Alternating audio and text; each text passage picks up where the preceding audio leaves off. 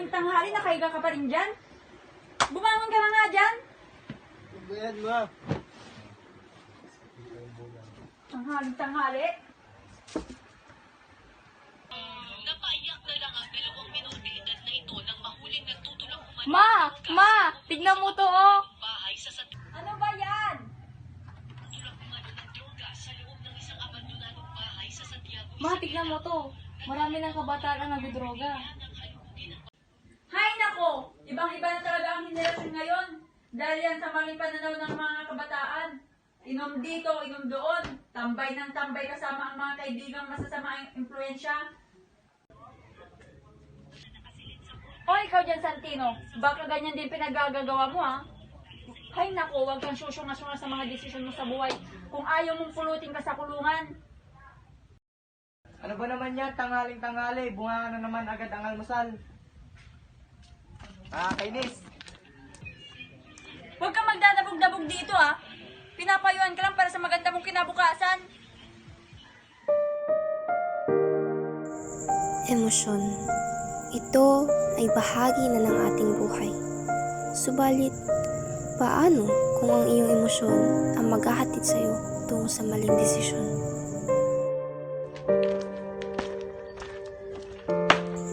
Iba't ibang emosyon ang ating nadarama araw-araw. At ang isa sa pinakakaraniwan ay ang lungkot.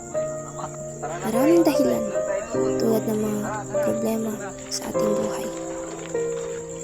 Nakakalungkot lamang na karamihan ay naghahanap ng solusyon sa paraang hindi naman napag-iisipan ng mabuti, tulad ng paggamit ng droga. Ang droga ay hindi siyang solusyon upang matakasan ang lahat ng hindi kaaya-ayang problema. Mula sa simpleng tikim, ito'y maghahatid sa adiksyon hanggang sa masira na rin ang iyong buhay at kinabukasan.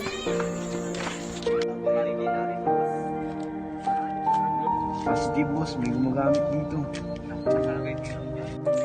Maraming kabataan sa ngayon ang nalululong rito sa kadahilan ng nais nilang makatagpo ng kaligayahan.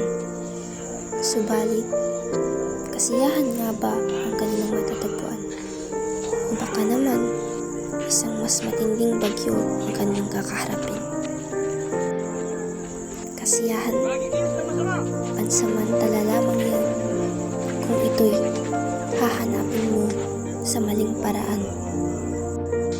Ang inaakalang magiging gamot sa lahat ng sakit ay baka mas magdulot pa ng mas matinding karamdaman.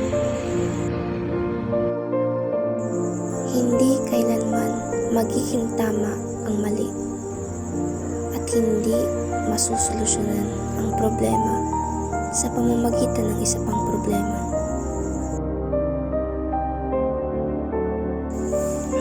Alamin natin kung ano ang tunay na solusyon sa lahat. Kung mayroong kinakaharap, harapin natin huwag talikuran. Huwag agad-agad magpabulag sa emosyon dahil lahat ng desisyon ay mahalaga. Sa katunayan, hindi droga ang solusyon. Madami naman talagang paraan eh. Pinipilit lang nating isang tabi. Kaya, ikaw, anong pipiliin mo? Kasiyahan na pansamantala lamang? O kasiyahang matatag at hindi ka ipapahamak?